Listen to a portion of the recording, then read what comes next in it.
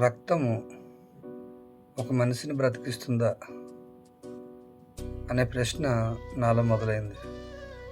పిల్లరా, రక్తము ఒక మనిషిని ఖచ్చితంగా బ్రతికిస్తుంది. పిల్లరా, యేసుక్రీస్తు ప్రభువారు చిందించిన రక్తం వలన సర్వలోక మానవుల మీద పాపం ఎలా అయితే పోయిందో, రక్తం వల్ల మాత్రమే సమస్త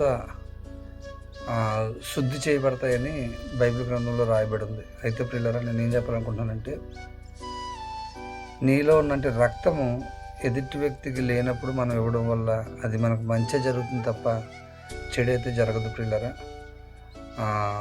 ఒక వ్యక్తి ప్రాణాపాయంలో కొట్టుకుంటున్నప్పుడు మనం రక్తం ఇవ్వడం వల్ల ఆ వ్యక్తి బ్రతుకుతుందంటే అంతకంటే సంతోషమైంది ఏదీ లేదు.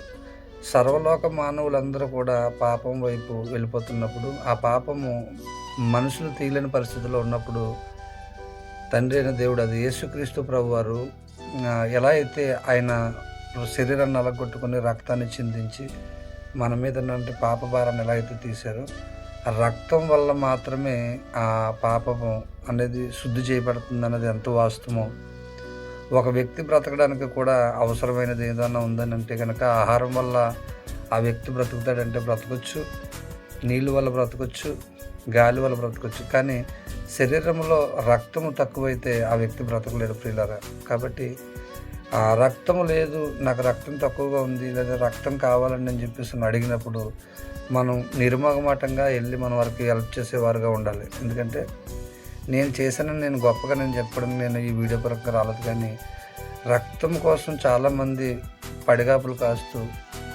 గవర్నమెంట్ హాస్పిటల్లో అయితే సరైన సమయానికి బ్లడ్ అందించలేని పరిస్థితుల్లో ఉన్నప్పటికీ మీరు ఎవరైనా డొనేట్ని తెచ్చుకుని అన్నప్పుడు ఎవరు ఇవ్వలేని పరిస్థితుల్లో వాళ్ళు బోల్డ్ డబ్బు పెట్టి వెలబెట్టి కొంటూ ఉన్నారు. ప్రియులారా, అయితే మనమందరం కూడా క్రీస్తులో ఉన్న మనమందరం కూడా తండ్రి అయిన దేవుడు యేసుక్రీస్తు ప్రభువారు మన కోసము ఎలా అయితే రక్తాన్ని చిందించారో, మనకు ఎలాగైతే ఉచితంగా ఆయన ఆరోగ్యాన్ని అలాగే రక్తాన్ని మనకు ఎలాగైతే ఉచితంగా ఇచ్చారో, మనం కూడా అనేక మందికి మన బాడీలో ఉన్నట్టు ప్రతి పార్ట్స్ కూడా దేవునికి ఉపయోగపడాలి. కాబట్టి అందులో భాగంగానే నీలో ఉన్నట్టు రక్తము ఎక్కువగా ఉంటే, ఒకవేళ నీకు సరిపడగా ఉండి, ఒకవేళ ఇంకా ఒక పాయింట్ ఎక్స్ట్రా ఉంది, పర్వాలేదు, నేను ఇవ్వగలను అని అనుకున్న వారు ముందుకు రండి, నా నెంబర్ ఇస్తాను.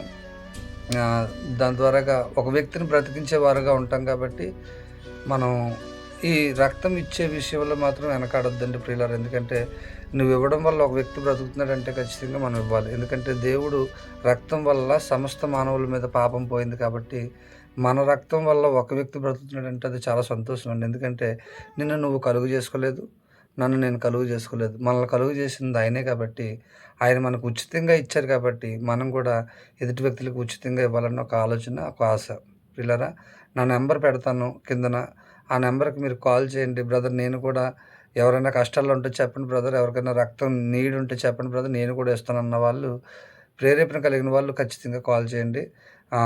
ఎవరికైతే అవసరం ఉందో, ఇది ఎమర్జెన్సీ పర్పస్ మీద అవసరం ఉంటే కనుక ప్రతి ఒక్కరికి కూడా ఉపయోగపడాలని నేను ఈ వీడియో చేస్తున్నాను. పిల్లరా, ప్రతి ఒక్కరు కూడా అర్థం చేసుకోండి. ఇది దైవ పని అని మనం దృష్టించుకోవాలి. ఎందుకంటే దేవుడు మనకి అప్పగించినట్టు బాధ్యత, మనకు అప్పగించినట్టు భారము, ఆ భారంలో ఇది ఒక భాగం. కాబట్టి పిల్లరా, ప్రతి ఒక్కరు కూడా దీని విషయంలో శ్రద్ధ చూపిస్తారని ఈ వీడియో చేస్తున్నాను. ఈ వీడియో అనేక మందికి షేర్ చేయండి. ఎవరైతే ఇంకా మన వీడియోలని చూసి ఇంకా ముందుకు చేయాలి, ఇంకా సంఘ సేవ లేదంటే దేవుని పరిచర్య ఇంకా చేయాలని అనుకుంటే కనుక ఇలాంటి విషయాల్లో కూడా మనం హెల్ప్ చేయాలని కోరుతున్నాను. పిల్లరా, ప్రతి ఒక్కరు కూడా దీనికి సహకరిస్తారని నేను కోరుతున్నాను. దేవుడు ఈ కొద్ది మాటలు దీవించి ఆశీర్వదించును గాక. థ్యాంక్ యూ అండి. God bless you.